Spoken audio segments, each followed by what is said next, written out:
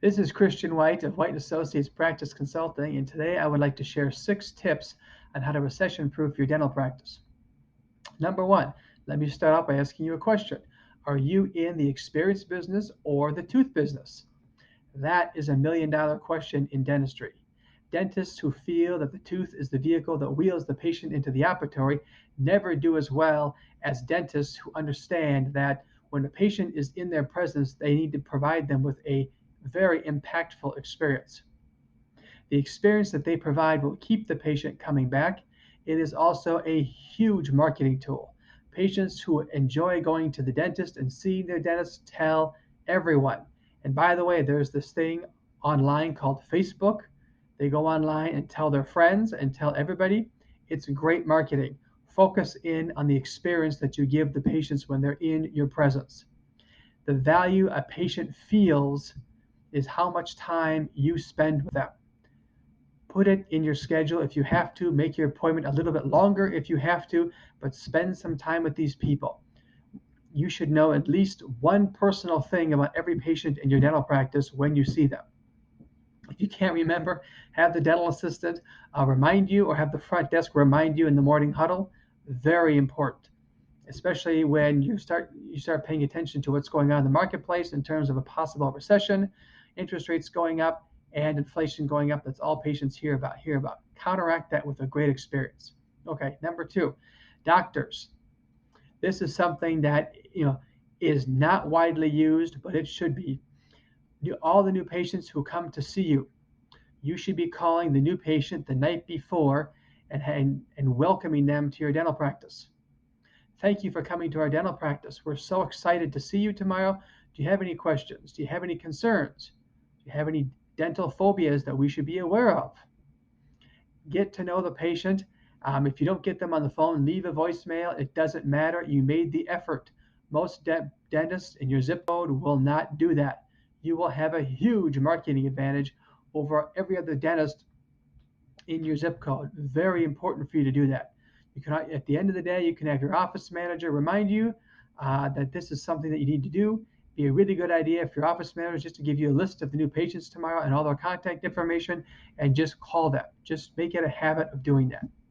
Next piece, make dentistry affordable. The diagnosis that you give the patients, the dentistry that you do is not expensive. It is life changing. You know that, but the patients sometimes always don't. How do you make dentistry affordable and not expensive? Talk to the patient about care credit. Talk to them about a no interest loan that we can give them.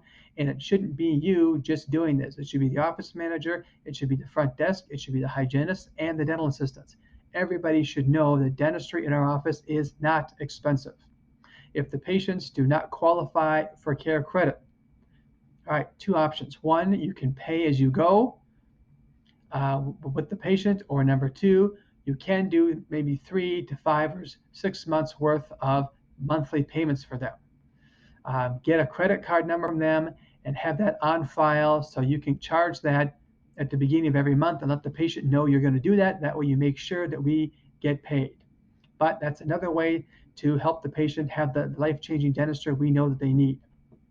So that's an important piece to know as we go forward. Online. Everybody and their mother is online looking for a dental practice. Where is the best place to go?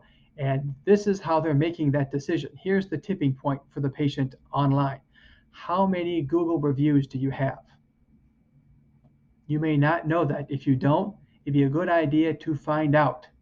If you don't know how to find that out, call me and I will help you. I'll help you with that. And I have resources for you and people who you can talk to who can help you with your Google reviews. How do you get patients to actually do a review? That's another piece that I can help you out with. It's important that patients have the ability to talk about how great their experience is in your dental practice. It's important that that be online for people to read. And the more reviews you have, the more your credibility goes up in terms of the patient, but it also goes up in terms of Google and how they take a look at rankings. That's very important as well. The more Google reviews you have, the more patients feel they can trust you, and the more Google trusts you as a trusted source of information. Very, very important for you.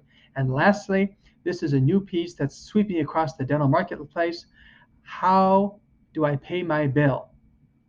Okay, sounds kind of dumb, right?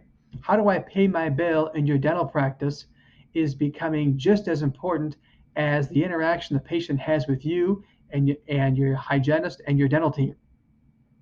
Patients want to pay and go. Let me say it again, pay and go. They want a seamless payment experience. They do not want to talk to Stacy at the front desk and sit there for 5 or 10 minutes while she deals with patients and everybody else on the phone and everything else that's going on. Patients want to take their credit card, swipe it, your payment is done, here's your receipt, thank you very much, and leave. They don't have time to waste. This is really being pushed by the generation, by the Z kids and the millennial kids. That's what they want, and this is the new and up and coming generation. So as you look in your dental practice, it'd be very important for you to ask yourself this question: can the patient pay from anywhere in the dental practice? More than likely, probably not. Might be a good idea to have a kiosk in every operatory so that the patient can pay. Now I know you're going to have the patient's going to have questions about what does my insurance cover and have some other questions. I understand that. But having the ability to do that is going to be important because some patients will just say, we'll gladly just pay you as long as they can get up and leave. So that is an important piece as we begin to move through the rest of this year and into next year. So these are 6 tips that I think will make a huge impact on your dental practice.